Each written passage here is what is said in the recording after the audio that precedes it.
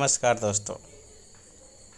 चलिए इस वीडियो में हम लोग पढ़ने वाले हैं क्लास 10th का विज्ञान, जिसमें हम लोग भौतिकी पढ़ने जा रहे हैं और उसका ऑब्जेक्टिव क्वेश्चन को कि नहीं, जो बोर्ड के परीक्षा से बहुत ही वीवीआई प्रश्न है और बोर्ड इसी क्वेश्चन से पूछा करता है। ठीक, चलिए इधर उधर की बात न करते हुए हम लोग विषय वस्तु पे आते हैं। आप लोग क्वेश्चन बैंक से भी पलट के उसको देख सकते हैं, आप मिला सकते हैं अगर मेरी बातों पे विश्वास ना हो तो। चलिए क्वेश्चन की तरफ आते हैं। क्वेश्चन नंबर 1 है, प्रकाश की किरण गमन करती है कि नहीं। प्रकाश की किरण गमन करती है तो हम लोग जानते हैं कि प्रकाश सरल रेखा में चलती है, मतलब सीधी रेखा में। और बेल आइकन को दबाइए ताकि नोटिफिकेशन आप तक सबसे पहले पहुंचे। प्रकाश की किरण गमन करती है, किसमें गमन करती है? हम लोग जानते हैं प्रकाश की किरण सीधी रेखा में चलती है, तो इसका ऑप्शन ए हो जाएगा। क्या हो जाएगा? ऑप्शन ए हो जाएगा। दूसरा क्वेश्चन है, प्रकाश का वेग न्यूनतम होता है, तो इन चारों में किस में न्यूनतम है सो जानिए। तो जो चारों में सबसे सघन माध्यम होगा ना, उसी में प्रकाश का वेग न्यूनतम होता है कि नहीं। तो चलिए पहला ऑप्शन ए है निर्वात में, ऑप्शन बी है जल में, ऑप्शन सी है वायु में, ऑप्शन डी है कांच में। तो इसमें सबसे घना जो है सघन माध्यम कौन है? ऑप्शन डी कांच है, इसी में प्रकाश का वेग न्यूनतम होगा कि नहीं। चलिए ऑप्शन सी है मोटर गाड़ी के चालक के सामने लगा रहता है। क्वेश्चन नंबर 3 है, क्वेश्चन नंबर 3 कर रहा है मोटर गाड़ी के चालक के सामने लगा रहता है कौन सा दर्पण? बोलिए कौन सा दर्पण लगा रहता है? तो उत्तल दर्पण लगा रहता है। कौन सा दर्पण? उत्तल दर्पण। चलिए क्वेश्चन नंबर 4 की तरफ चलते हैं। क्वेश्चन नंबर 4 कह रहा है, मोटर कार के हेडलाइट में किसका प्रयोग होता है? मोटर कार के हेडलाइट में किसका प्रयोग होता है? बताइए, सोचिए। मोटर कार के हेडलाइट में किसका प्रयोग होता है? अवतल दर्पण का। किसका? अवतल दर्पण का। ऑप्शन सी हो जाएगा आंसर। ऑप्शन सी हो जाएगा कि नहीं। चलिए अब इसको हटाते हैं, अगले क्वेश्चन की तरफ चलते हैं। अगला क्वेश्चन है, समतल दर्पण द्वारा बना प्रतिबिंब होता है। समतल दर्पण द्वारा बना प्रतिबिंब कैसा होता है? तो समतल दर्पण में जो प्रतिबिंब बनता है वह काल्पनिक होता है। कैसा होता है? काल्पनिक। चलिए अगले क्वेश्चन की तरफ चलते हैं। अगला क्वेश्चन है कि लेंस की क्षमता का एसआई मात्रक होता है। बहुत ही आसान सा प्रश्न है, आप लोग पढ़े हैं। लेंस की क्षमता का एसआई मात्रक जो होता है डायोप्टर होता है। क्या होता है? डायोप्टर, या कहीं कहीं मीटर इनवर्स भी रहता है कि नहीं। Metre inverse. चलिए अगले क्वेश्चन की तरफ चलते हैं। कह रहा है कि प्रकाश की किरणों का पथ दर्शाने वाले चित्रों को क्या कहा जाता है? तो प्रकाश की किरण के पथ दर्शाने वाले चित्र को किरण आरेख कहा जाता है। क्या कहा जाता है? किरण आरेख। चलिए अगले क्वेश्चन की तरफ चलते हैं। 8 नंबर क्वेश्चन कह रहा है कि 2D क्षमता वाले लेंस का फोकसांतर होता है, कितना होगा? बताइए। तो 2D क्षमता वाले लेंस का फोकसांतर जो होगा कितना होगा? 50 सेंटीमीटर कि नहीं। क्योंकि हम लोग फार्मूला भी जानते हैं, लेंस की क्षमता को P द्वारा सूचित करते हैं, P बराबर 1/f कि नहीं। तो लेंस की क्षमता कितना दिया हुआ है? 2, तो 2 बराबर 1 मीटर में है, तो एक मतलब 100 बटा f। यहाँ f जाएगी इधर और 2 आंकड़े इधर गुना करे भाग करेगी तो क्या हो जाएगी? बताइए, 50 आएंगे कि नहीं? 2 से 50 कटे। समझ गए। चलिए अगले क्वेश्चन की तरफ चलते हैं। किसी उत्तल लेंस का फोकसांतर 50 सेंटीमीटर है। देखिए कुछ नहीं है, अगला क्वेश्चन को ही पलट दिया हुआ है कि किसी उत्तल लेंस का फोकसांतर 50 सेंटीमीटर है तो उसकी क्षमता क्या होगी? बोलिए। लेंस क्या है यहाँ? उत्तल लेंस। तो हम लोग जानते हैं कि उत्तल लेंस की जो क्षमता होती है वह धनात्मक होती है। कितनी होती है? धनात्मक। तो यहाँ ऑप्शन 2 है, ए और डी है जो प्लस में लिखा हुआ है, मतलब धन चिन्ह के साथ धनात्मक है। और यह क्वेश्चन कह रहा है कि 50 सेंटीमीटर।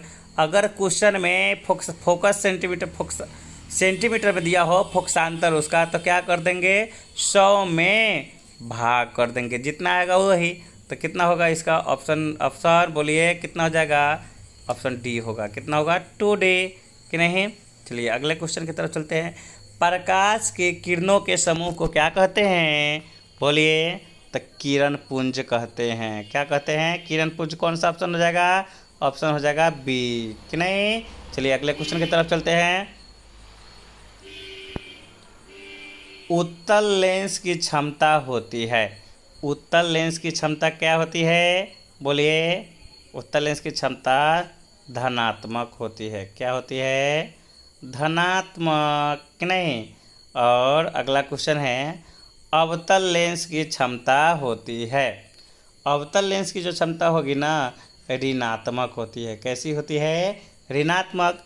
उत्तल की धनात्मक और अवतल की ऋणात्मक। चलिए अगला क्वेश्चन है।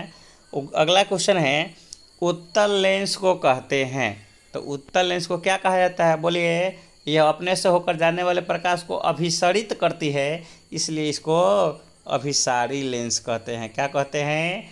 अभिसारी लेंस कहते हैं। चलिए अगले क्वेश्चन की तरफ चलते हैं। अगला क्वेश्चन है, अवतल लेंस को कहते हैं। तो चलिए, अवतल लेंस जो है अपने से होकर जाने वाले प्रकाश को अपसरित करती है ना, इसलिए इसको अपसारी लेंस कहते हैं कि नहीं? क्यों कहते हैं अवतल लेंस को अपसारी लेंस? क्योंकि अवतल लेंस अपने से होकर जाने वाले प्रकाश को अपसरित करती है, इसलिए इसको अपसारी लेंस कहते हैं कि नहीं? चलिए अगले क्वेश्चन की तरफ चलते हैं कि निम्नलिखित में कौन सा पदार्थ लेंस बनाने के लिए प्रयुक्त नहीं किया जा सकता है? लेंस बनाने के लिए इसमें से किसका उपयोग नहीं हो सकता है कि नहीं? ऑप्शन ए है जल, इसका होता है। ऑप्शन बी कांच। Option C plastic. Option D है यहाँ पे मिट्टी। तो हम लोग जानते हैं कि लेंस बनाने के लिए मिट्टी का उपयोग नहीं होता है कि नहीं? लेंस बनाने के लिए मिट्टी का उपयोग नहीं होता है। अगला क्वेश्चन की तरफ हम लोग चलते हैं। किस दर्पण से हमेशा वस्तु से छोटा प्रतिबिंब प्राप्त होता है? बताइए। तो हम लोग जानते हैं छोटा प्रतिबिंब किस में बनेगा? उत्तल दर्पण में। किस में? उत्तल दर्पण, मतलब ऑप्शन बी कि नहीं? चलिए अगले क्वेश्चन की तरफ चलते हैं। किस दर्पण से वस्तु का बड़ा प्रतिबिंब बनता है? वस्तु का बड़ा प्रतिबिंब किससे बनता है? बताइए।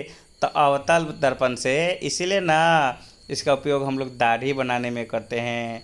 डॉक्टर साहब क्या करते हैं? चिकित्सा में रोगियों के आँख, नाक, कान, गला आदि की जांच के लिए करते हैं कि नहीं? चलिए अगले क्वेश्चन की तरफ चलते हैं। अगला क्वेश्चन कह रहा है, प्रकाश के परावर्तन के कितने नियम हैं? तो सभी लोग जान रहे हैं कि प्रकाश के परावर्तन के 2 नियम हैं। कितने नियम हैं? 2 नियम। ऑप्शन बी हो जाएंगे कि नहीं? अगला क्वेश्चन की तरफ चलते हैं। अगला क्वेश्चन कर रहा है कि जब प्रकाश की किरण हवा से कांच में प्रवेश करती है। हवा मतलब विरल माध्यम हो गया। हम लोग जानते हैं जब प्रकाश विरल माध्यम से सघन माध्यम में जाती है तो अभिलंब की ओर मुड़ जाती है कि नहीं? और जब सघन से विरल में जाएगी, मतलब ज़्यादा घना से कम घना में, तब विलंब से दूर हट जाएगी। तो यहाँ 19 नंबर क्वेश्चन कह रहा है कि जब प्रकाश की किरण हवा से कांच में प्रवेश करती है तो मुड़ जाती है। किधर मुड़ती है? अभिलंब से दूर, या अभिलंब के निकट, या अभिलंब के समांतर, या इनमें से कोई नहीं। तो क्या किरण हवा से कांच में जा रही है तो अभिलंब के निकट हो जाएंगे। किधर हो जाएंगे? अभिलंब के निकट। ऑप्शन बी कि नहीं? सही है। चलिए अगले की तरफ चलते हैं। फोटोग्राफिक कैमरा का जो अभिदृश्यक होता है, अभिदृश्यक लेंस जिसका उपयोग किया जाता है फोटोग्राफिक कैमरा में, वो कौन सा लेंस होता है? तो उसमें उत्तल लेंस होता है। कौन सा लेंस होता है? उत्तल लेंस होता है कि नहीं?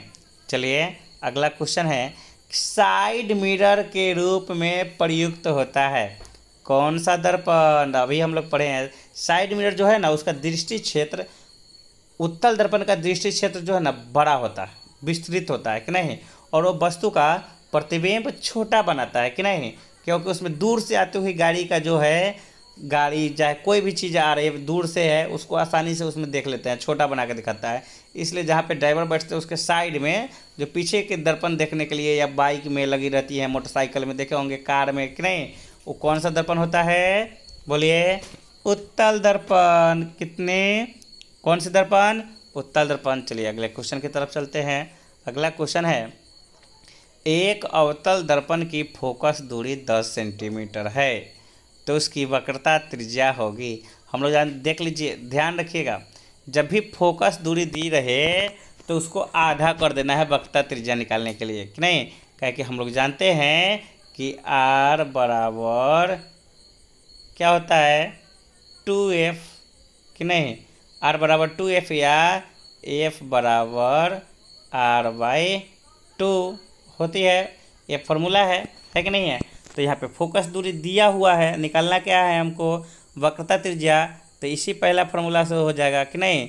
तो चलिए R बराबर कितना हो जाएगा?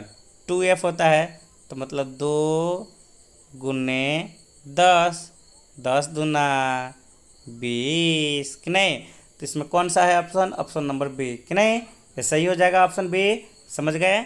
चलिए अगले क्वेश्चन की तरफ चलते हैं। निर्गत किरण एवं अभिलंब के बीच के कोण को कहते हैं। देखिए, जब लेंस में प्रकाश जब पार करती है, बाहर निकलती है ना, तो उसको क्या कहते हैं? निर्गत किरण, कि नहीं? तो निर्गत किरण और अभिलंब के बीच को क्या, कौन सा कोण कहते हैं बताइए? तो उसमें निर्गत कोण कहते हैं। कौन सा कोण कहते हैं? निर्गत कोण। और यही जब दर्पण में, कि नहीं, परावर्तित किरण उसको बोलते हैं, निर्गत किरण को दर्पण में, तो परावर्तित किरण और अभिलंब के बीच में जो कोण बनता है उसको क्या कहते हैं? परावर्तन कोण। लेकिन यहाँ निर्गत किरण और अभिलंब के बीच में पूछ रहा है, तो निर्गत कोण, कि नहीं? समझ गए? चलिए आगे चलते हैं। सरल सूक्ष्मदर्शी में किसका उपयोग होता है? सरल सूक्ष्मदर्शी में वस्तु को क्या किया जाता है? छोटा को बड़ा करके देखा जाता है। तो इसका ऑप्शन हो जाएगा, उत्तर डी हो जाएगा। कौन सा हो जाएगा? ऑप्शन डी हो जाएगा। सरल सूक्ष्मदर्शी में किसका उपयोग किया जाता है? उत्तल लेंस का, कि नहीं? चलिए अगला क्वेश्चन की तरफ चलते हैं। किस लेंस के द्वारा सिर्फ काल्पनिक प्रतिबिंब बनता है? किस लेंस के द्वारा सिर्फ काल्पनिक प्रतिबिंब? तो सिर्फ काल्पनिक प्रतिबिंब ऑप्शन बी नंबर में जो दिया हुआ है, अवतल दर्पण, इसी में बनता है, कि नहीं? समझ रहे हैं? चलिए आगे चलते हैं। अगला क्वेश्चन कर रहा है, परावर्तन के नियम से निर्धारित होता है। परावर्तन के नियम से निर्धारित। तब प्रकाश का परावर्तन किस में होता है? दर्पण में हम लोग जानते हैं। तो जान लीजिए, सबसे पहले जान लीजिए इस क्वेश्चन को करने से पहले कि परावर्तन के नियम कितने हैं और कौन कौन से हैं। तो प्रकाश के परावर्तन के 2 नियम हैं। पहला नियम है आपतित किरण, परावर्तित किरण तथा आपतन बिंदु पर खींचा गया अभिलंब, मतलब डाला गया अभिलंब, तीनों जो है एक ही समतल में होते हैं। और दूसरा का नियम कहता है परावर्तन का कि आपतन कोण और परावर्तन कोण का मान आपस में बराबर होता है, कि नहीं? तो चलिए देखते हैं इसमें कौन सा ऑप्शन सही होता है। ऑप्शन नंबर 1 कह रहा है कि आपतन कोण बराबर परावर्तन कोण। देखिए हमको ऑप्शन नंबर 1 ही यहाँ पे मिल रहा है कि आपतन कोण और परावर्तन कोण क्या है? बराबर है। ऑप्शन बी कह रहा है परावर्तन कोण बराबर अपवर्तन कोण, तो गलत है। अपवर्तन कोण किस में होगा? बोलिए, लेंस में होगा, कि नहीं? प्रकाश में पार कर जाएगी तब होगा। सी में है आपतन कोण बराबर विचलन कोण, ये भी नहीं होगा। डी करा इनमें से कोई नहीं, कि नहीं? तो कौन सा ऑप्शन हो जाएगा इसका? ऑप्शन नंबर ए हो जाएगा, कि नहीं? कौन सा हो जाएगा? ऑप्शन ए हो जाएगा। चलिए आगे चलते हैं। अगला कह रहा है कि काल्पनिक प्रतिबिंब होता है। काल्पनिक प्रतिबिंब होता है, कि नहीं? तो काल्पनिक प्रतिबिंब हमेशा सीधा होता है। ऑप्शन ए हो जाएगा, कि नहीं? काल्पनिक प्रतिबिंब हमेशा सीधा होता है। अगला क्वेश्चन कह रहा है कि लेंस में फोकस की संख्या कितनी होती है? बताइए। तो लेंस में हम लोग जानते हैं कि फोकस की संख्या 2 होती है। कितनी होती है? 2 होती है। चलिए अगला क्वेश्चन है, सर्च लाइट का परावर्तक सतह होता है। सर्च जो लाइट है ना, उसका परावर्तक सतह क्या होता है?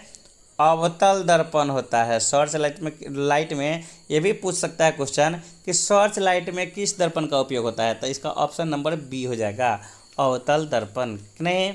अगला क्वेश्चन है, दाढ़ी बनाने में किस दर्पण का उपयोग होता है? माने कौन से दर्पण प्रयुक्त होती है?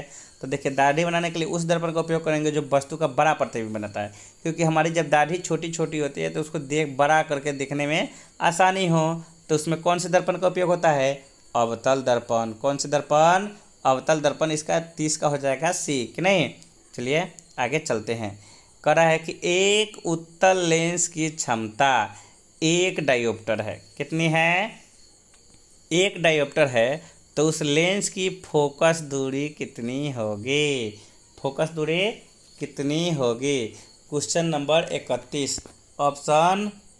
ऑप्शन जो है देखिए, ए है कि +10 सेंटीमीटर, ऑप्शन बी है -10 सेंटीमीटर, ऑप्शन सी है +100 सेंटीमीटर, ऑप्शन डी है -100 सेंटीमीटर। तो देखिए उत्तल लेंस की जो क्षमता होती है हमेशा धनात्मक, उसके अनुसार ऑप्शन बी और ऑप्शन डी तो सीधे खत्म हो गया कि नहीं।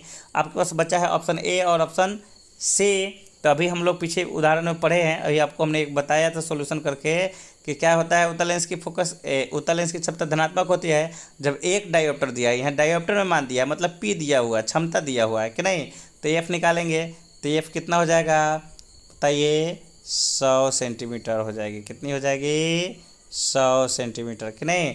चलिए आगे चलते हैं कि किसी गोलीय दर्पण तथा किसी पतले गोलीय लेंस की फोकस दूरियां कितना है? -15 सेंटीमीटर है। किसी गोलीय दर्पण तथा किसी पतले गोलीय लेंस की दोनों फोकस दूरी जो है कितना है? -15 सेंटीमीटर है। तो दर्पण तथा लेंस दोनों क्या है? संभवतः जो है ये दोनों क्या हो जाएंगे? अवतल होंगे कि नहीं, जिसका फोकस दूरी भी कि नहीं दोनों गोलीय लेंस की, गोलीय दर्पण है और गोलीय लेंस किसकी होती है? फोकस दूरी किसकी फोकस दूरी ऋणात्मक होती है? बोलिए ना। ऑप्शन ए हो जाएगी कि नहीं। आप नहीं बोलिए, सॉरी, कैसे आप बोलेंगे। चलिए आगे क्वेश्चन पे चलते हैं। प्रकाश के अपवर्तन के कितने नियम? तो हम लोग जानते हैं प्रकाश के अपवर्तन के 2 नियम कि नहीं। कितने नियम? 2 नियम। प्रकाश के परावर्तन के भी 2 नियम कि नहीं। अगला क्वेश्चन है कि किसी माध्यम के अपवर्तनांक का मान होता है। हम लोग जानते हैं माध्यम का अपवर्तनांक, जिसको स्नेल का भी नियम कहते हैं कि नहीं, sin I बटे sin R। तो बताइए ऑप्शन ए है sin I बटे sin R कि नहीं। कौन है? Option A. ऑप्शन ए क्या दे रहा है? sin A बटे sin R कि नहीं। चलिए चलते हैं 35 नंबर क्वेश्चन पे कि एक उत्तल लेंस होता है। तो देखिए उत्तल लेंस की जो बनावट रचना होती है ना, किनारे पे पतला होता है और बीच में मोटा होता है कि नहीं। तो इसका लगता है कि ऑप्शन सी होगा। लगता नहीं है, होगा ही होगा। किनारों की अपेक्षा बीच में मोटा होता है कि नहीं। चलिए अब अगले क्वेश्चन की तरफ चलते हैं कि नहीं। अगला क्वेश्चन कह रहा है अवतल लेंस का आवर्धन बराबर होता है। आवर्धन जो होता है किसी का भी क्या होता है? प्रतिबिंब की ऊंचाई बटे वस्तु की ऊंचाई। तब प्रतिबिंब की ऊंचाई को भी से सूचित करते हैं और वस्तु की ऊंचाई को यू से। तो इसका आंसर हो जाएगा 36 का डी कि नहीं, भी बटे यू कि नहीं। चलिए अगले क्वेश्चन की तरफ चलते हैं। करा है कि गोलीय दर्पण में फोकसांतर एवं वक्रता त्रिज्या के बीच संबंध है। हम लोग जानते हैं गोलीय दर्पण में फोकस दूरी और वक्रता के बीच त्रिज्या के बीच में संबंध है कि F बराबर R/2 कि नहीं, या R बराबर 2F। तो देखिए F बराबर R/2 तो कहीं मिल नहीं रहा है, लेकिन इसका पहला ऑप्शन ही दिख रहा है कि R बराबर 2F कि नहीं, है ना। R बराबर 2F जान गए। इसका कौन सा आंसर हो जाएगा? 37 का ए। चलिए अगले क्वेश्चन की तरफ चल रहे हैं। सोलर कुकर में प्रयोग किया जाता है। तो सोलर कुकर जो सौर कुकर होता है, जो धूप से बनाया जाता है खाना, उसमें कौन सा दर्पण लगा रहता है बताइए? तो उसमें अवतल दर्पण लगा रहता है। कौन सा दर्पण? अवतल दर्पण कि नहीं। 39 नंबर क्वेश्चन है उत्तल लेंस में बना प्रतिबिंब होता है। तो उत्तल लेंस में प्रतिबिंब बनने वाला जो होता है ना, वो क्या होता है? वास्तविक भी होता है और उल्टा भी होता है। तो 39 का ऑप्शन बी हो जाएगा। चलिए आगे चलिए। 40 नंबर क्वेश्चन कर रहा है कि उत्तल लेंस में जब बीम फोकस और 2F के बीच रखा जाता है, मतलब मुख्य फोकस और द्वितीय फोकस के बीच में रखा जाता है, तब प्रतिबिंब कैसा बनेगा कि नहीं। प्रतिबिंब कैसा होता है? तो वास्तविक होगा और बड़ा बनेगा कि नहीं। चलिए अगला क्वेश्चन की तरफ चलते हैं कि दो वक्रीय पृष्ठों से घिरे ठोस माध्यम को क्या कहते हैं। दो वक्रीय पृष्ठों से घिरे ठोस माध्यम को क्या कहते हैं, बताइए क्या कहते हैं। तो उसको लेंस कहते हैं। कौन सा लेंस, गोलीय लेंस कि नहीं, चल गए। 42 नंबर क्वेश्चन है कि वह गोलीय दर्पण जो बाहर की तरफ वक्रित हो क्या कहलाता है। लेंस दो प्रकार के होते हैं, क्या कहते हैं। एक अवतल लेंस हो गया, अवतल लेंस कि नहीं, ये हो गया। और उत्तल लेंस जो होता है भीतर की तरफ, ये हो गया। दाहिना में जो देख रहे हैं एक कौन सा लेंस है, उत्तल लेंस। और बाएं तरफ जो है उत्तल लेंस है कि नहीं। तो कौन है वह गोलीय दर्पण जो बाहर की तरफ वक्रित होता है ना, यह वाला है बाहर निकला हुआ कि नहीं, तो क्या कहलाता है। तो वह बताइए, गोलीय दर्पण कह रहा है, वह गोलीय दर्पण जो बाहर की तरफ वक्रित हो वह कहलाता है, बोलिए, उत्तल दर्पण कहलाता है। क्या कहलाता है, उत्तल दर्पण कि नहीं। चलिए अगले क्वेश्चन की तरफ चलते हैं। अगला क्वेश्चन है 43 नंबर कि गोलीय दर्पण के परावर्तक पृष्ठ के केंद्र को दर्पण का क्या कहा जाता है। तो गोलीय दर्पण के परावर्तक पृष्ठ के केंद्र को दर्पण का ध्रुव कहा जाता है। क्या कहा जाता है, दर्पण का ध्रुव कहा जाता है। चलिए अगले क्वेश्चन की तरफ चलते हैं। किसी लेंस द्वारा उत्पन्न आवर्धन का एसआई मात्रक क्या होता है। तो जान लीजिए, लेंस का जो होता है ना आवर्धन, उसका एसआई मात्रक कुछ होता ही नहीं है। मतलब इसमें ये आपको फंसाने के लिए क्वेश्चन दिया हुआ है। यह मात्रक विहीन होता है। मात्रक जब होता ही नहीं है तो मात्रक विहीन लिखेंगे, मतलब विदाउट मात्रक है कि नहीं, समझ गए। चलिए अगले क्वेश्चन में चलते हैं। लेंस के केंद्रीय बिंदु को क्या कहते हैं। लेंस के केंद्रीय बिंदु को क्या कहते हैं। तो लेंस के केंद्रीय बिंदु को प्रकाशिक केंद्र कहते हैं। क्या कहते हैं, प्रकाशिक केंद्र। ऑप्शन बी हो जाएगा कि नहीं। अगले क्वेश्चन की तरफ चलते हैं कि किसी शब्दकोश में पाए गए छोटे अक्षरों को पढ़ाते समय आप निम्न में से कौन सा लेंस पसंद करेंगे। तो देखिए, छोटा अक्षर को पढ़ने के लिए हम लोग उत्तल लेंस का प्रयोग करेंगे। तो उत्तल लेंस वाले इसमें आपको दो ऑप्शन दिख रहे हैं, ऑप्शन बी और ऑप्शन डी कि नहीं। तो उसका लेंगे जो छोटे अक्षर का पढ़ना है नज़दीक में ले जा करके, तो जिसकी फोकस दूरी क्या रहेगी, कम रहेगी। तो इसमें फोकस दूरी कम कौन है, ऑप्शन डी कि नहीं, वही होगा। समझ रहे हैं, 46 का डी हो जाएगा, 46 का डी। चलिए अब आगे चलते हैं कि नहीं। 47 नंबर कह रहा है कि इनमें से कौन दर्पण सूत्र है कि नहीं। हम लोग दर्पण सूत्र पूछ रहा है, तो दर्पण सूत्र जानते हैं कि 1/v + 1/u = 1/f होता है कि नहीं।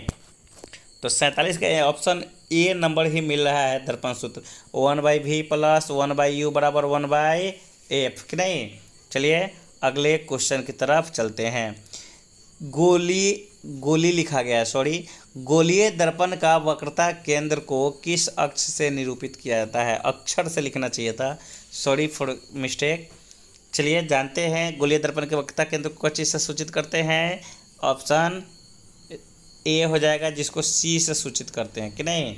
वक्रता केंद्र को सी से सूचित करते हैं। चलिए अगला है 49 नंबर क्वेश्चन है कि निर्वात में प्रकाश की चाल कितनी होती है। तो निर्वात में प्रकाश की चाल जो होती है 3 × 10⁸ मीटर प्रति सेकेंड। ये जो 3 गुना, ऑप्शन ए जो दिख रहा है आपको यहाँ पे, ऑप्शन ए में जो दिख रहा है ना, इसको 10⁸ लिखा गया है। इसको मैंने लिख नहीं पाया सही से, ठीक ना, आप इसको समझ लीजिएगा। 3 × 10⁸ मीटर प्रति सेकेंड, नहीं, समझ गए। 49 का ए नंबर हो गया। चलिए अगला चलते हैं 50 नंबर क्वेश्चन की तरफ। 50 नंबर क्वेश्चन कर रहा है कि दंत विशेषज्ञ मरीजों के दांतों का बड़ा प्रतिबिंब देखने के लिए किस दर्पण का उपयोग करते हैं। मरीज को दांत के बड़ा करके देखने के लिए, तो बताइए, किसी भी वस्तु को बड़ा करके देखने के लिए जानते हैं हम लोग अवतल दर्पण का उपयोग होता है। तो दंत विशेषज्ञ भी अवतल दर्पण का उपयोग करते हैं कि नहीं। चलिए आगे चलते हैं। अगला है पतले लेंस की आवर्धन क्षमता होती है। पतले लेंस की आवर्धन क्षमता क्या होती है? तो जितना लेंस पतला होगा आवर्धन उतना ही कम होगा, तो कम हो जाएगा। अगर क्वेश्चन पूछ रहे कि मोटे लेंस की आवर्धन क्षमता क्या होती है, तो लेंस मोटा है तो उसका क्या होगा? अधिक हो गया। अगला क्वेश्चन वही है कि मोटे लेंस की आवर्धन क्षमता क्या होती है, तो ऑप्शन नंबर बी अधिक, कि नहीं। समझ गए। चलिए आगे चलते हैं। अवतल दर्पण के ध्रुव और मुख्य फोकस के बीच रखे बिंब की प्रकृति होती है। अवतल दर्पण के ध्रुव और मुख्य फोकस के बीच रखे वस्तु के कैसी होती है? देखिए, आभासी और सीधा होता है। आभासी और सीधा होता है कि नहीं। चलिए अगला क्वेश्चन की तरफ चलते हैं। उत्तल लेंस का प्रकाशीय केंद्र और मुख्य फोकस के बीच रखे बिंब का प्रतिबिंब की प्रकृति होती है कि नहीं। चलिए थोड़ा प्रतिबिंब लिखने में मिस्टेक हो गया है और बिंब भी, तो जान लीजिए। उत्तल लेंस के प्रकाशीय केंद्र और मुख्य फोकस के बीच रखे बिंब का प्रतिबिंब की प्रकृति आभासी एवं सीधी होती है कि नहीं। आभासी एवं सीधी। चलिए आगे चलते हैं। 55 नंबर क्वेश्चन कह रहा है कि अवतल दर्पण के मुख्य फोकस पर रखे बिंब का प्रतिबिंब की स्थिति कहाँ होगी? जब अवतल दर्पण के सामने मुख्य फोकस पर कोई वस्तु रहेगी तो कहाँ रहेगी? अनंत पर प्रतिबिंब बनेगी। कहाँ बनेगी? अनंत पर। तो इसमें ऑप्शन सी हो जाएगा अनंत पे कि नहीं। ऑप्शन सी हो गए। चलिए आगे चलते हैं। अगला क्वेश्चन है उत्तल लेंस के मुख्य फोकस पर रखे प्रतिबिंब की स्थिति होती है। उत्तल लेंस के मुख्य फोकस पर रखे प्रतिबिंब की स्थिति होती है कि नहीं। अगर उत्तल लेंस की मुख्य फोकस पर रखिएगा वस्तु से उसके प्रतिबिंब कहाँ बनेगी? अनंत पे कि नहीं।